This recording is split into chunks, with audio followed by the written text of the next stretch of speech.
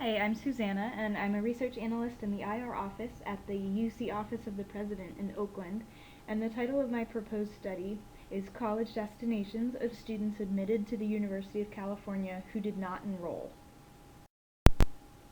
So as the title suggests, the study that I am proposing will investigate the patterns of enrollment among students who were admitted to the UC system over the last decade. And before going into the details of the study, I wanted to just identify a key term used in this type of analysis, which is the yield rate. It's simply the proportion of admitted students who actually do enroll at an institution. And overall yield rates make for good headlines and broad comparisons, and they can help an institution monitor trends in enrollment over time. But the devil's in the details, and you really need further breakdown to understand any real patterns. And what's also important is to consider is who is not enrolling and why and where they're going instead. And these non-enrollees are sometimes referred to as no-shows. And knowledge about the college destinations of these no-shows can help identify a college's top competitors, but it also can illuminate some subtle influences on student choice, and that's what I'm interested in for this study. So just to set the stage for what I'll be looking at, this graph shows the admissions trends at UC system-wide, and the number of applicants is in the dark gray bar right here. And you can see that over time it is increasing significantly. And then the number of admitted students is in the light gray bar right here.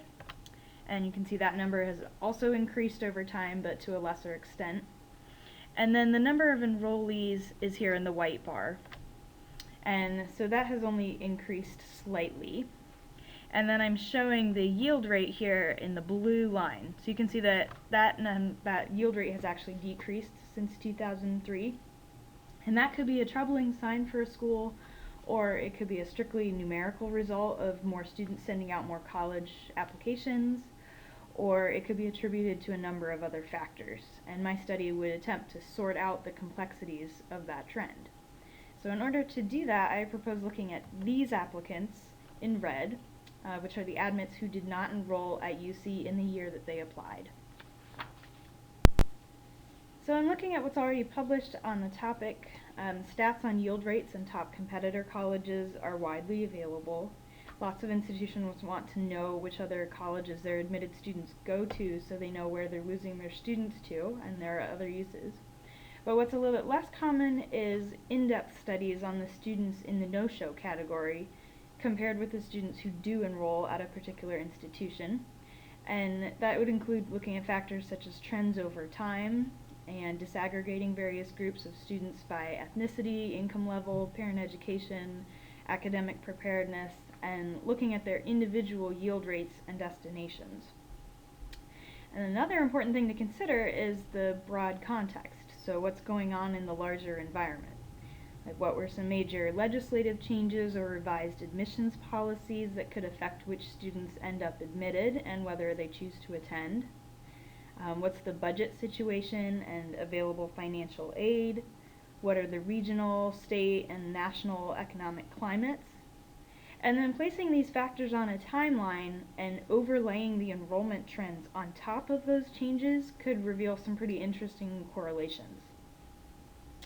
So a very relevant study that does this exactly is a paper from 2005 that studied college choices of students admitted to UC from 1997 to 2002.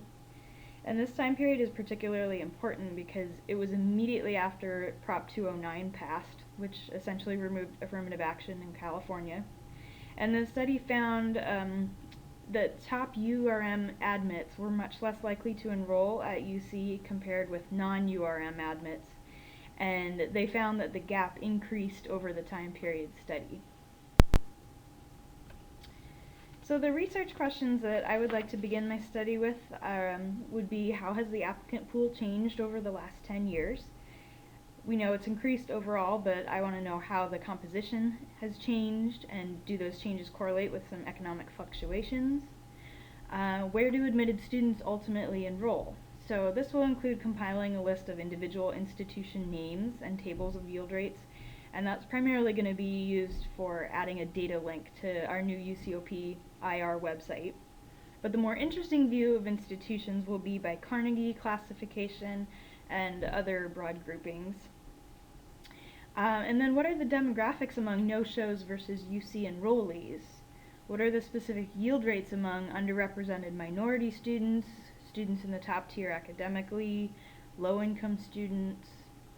And what are some major changes in UC, in higher ed in general, legislation, the economy?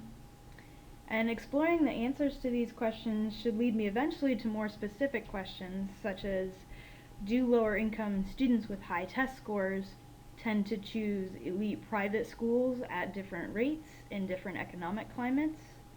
Or do high achieving minority students opt for out-of-state or private schools? For the data collection, I will be constructing a data set with all applicants to the UC system over the last 10 years, and will include several demographic and academic preparedness indicators. And the next step will be to request data from the National Student Clearinghouse. So I'll send the list of students admitted to UC, and they'll return the schools where each of those students ended up enrolling. And then for the analysis, I will start with descriptive statistics on the students in each outcome pool, so the UC enrollees versus the non-enrollees. And I will do some correlation analysis to determine some variables that may be associated with enrolling at UC or at another institution. And finally, I'll conduct multivariate analysis to try to estimate the contribution of any factors that show up as being relevant. So that's a summary of my proposed research, and I would greatly appreciate any feedback or suggestions that anybody has. Thank you.